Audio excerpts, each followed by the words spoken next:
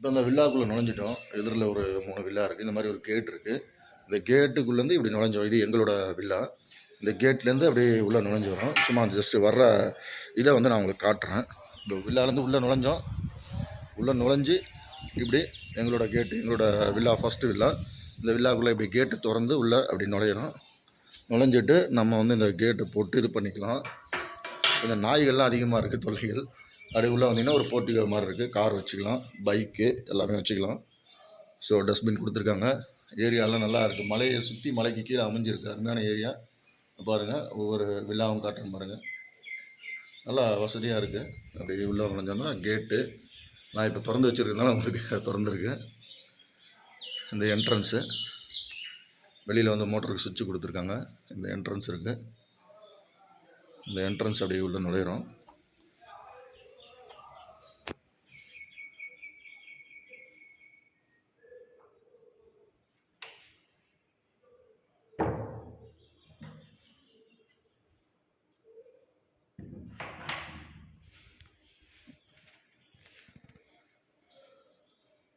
இது ஒரு ஹால். இது ஒரு பெட்ரூம், லேட்ரின் பாத்ரூம் கொடுத்துருக்காங்க.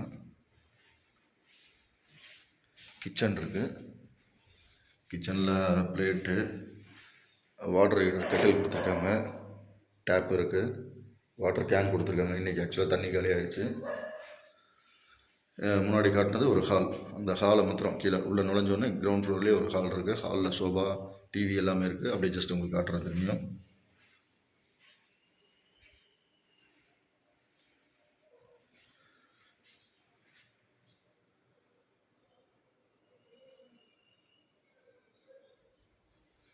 அப்படியே வந்து ஒரு ஸ்டெப்ஸ் இருக்குது மேலே போகிறதுக்கு, ஃபஸ்ட் ஃப்ளோர் போகிறதுக்கு. இப்போ நம்ம அந்த ஸ்டெப்ஸில் ஏறி போகிறோம். நல்லா வசதியாக தான் இருக்குது. இந்த ஸ்டெப்ஸில் அப்படியே ஏறி போனோன்னா ரைட் சைடு ஒரு ரூம், லெஃப்ட் சைடு ஒரு ரூம், பெட்ரூம் கொடுத்துருக்காங்க. Left side, right side room. Right side bedroom உள்ள நுழைஞ்சோன்னா ஒரே ஒரு சின்ன ரூம், அவ்வளோதான். ஒரு டபுள் பெட்டு கொடுத்துருக்காங்க. ஆப்போசிட்டில் இருக்கிறது லெஃப்ட் சைடு ரூம். இதே மாதிரி ஒரு பெட்ரூமு. ஆக்சுவலாக இன்னொருத்தர் தூங்கிட்டு இருக்காரு, அதனால் அந்த இடத்துல நான் காட்டலை. இதே மாதிரி தான் இருக்கும், இதே செட்டப் தான். ஆனால் அந்த ரூமில் டிவி இருக்குது, அட்டாச்சு பாத்ரூம் இருக்குது. இதில் வந்து அட்டாச்சு பாத்ரூம் இல்லை, டிவி இல்லை. பிளாங்கெட்ஸு, கம்பளி எல்லாமே கொடுத்துருக்காங்க. ஓகே, அதே போல் ஹேங்கர்ஸ் கொடுத்துருக்காங்க. ஸ்க்ரீனு எல்லாம் கொடுத்துருக்காங்க. நல்லாயிருக்கு. ரூம் கரெக்டாக இருக்குது, ஃபிட்டிங்காக இருக்குது. Double bedroom. ஒரு 3 பேர் கூட படுத்துக்கலாம் அந்த டபுள் பெட்டில். அப்புறம் அப்படியே உள்ளே வந்தீங்கன்னா அப்படியே நுழைஞ்சிங்கன்னா அப்படி லெஃப்ட் சைடில், ரைட் சைடில் பால்கனி சிட் அவுட்டுக்கு டோர் கொடுத்துருக்காங்க. டோரை ஓப்பன் பண்ணால் நல்லாயிருக்கு. ஒரு டேபிள், 2 சேர் கொடுத்துருக்காங்க, 3 சேரு. சும்மா அப்படியே உட்காந்து டைம் பாஸ் பண்ணிக்கலாம். கிளைமேட் நார்மலாக தான் இருக்குது. ஒன்றும் ரொம்ப கூலிங்கும் சொல்ல முடியாது, ரொம்ப ஹாட்டுன்னு சொல்ல முடியாது.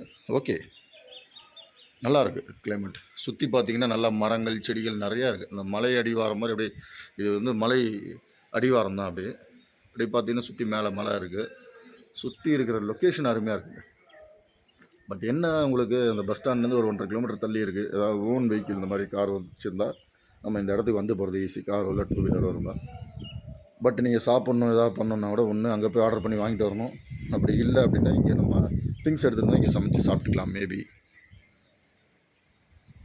சுற்றி காட்டுறேன் பாருங்கள். எதிரில் 3 வில்லா இருக்குது. 1, 2, 3 வில்லா.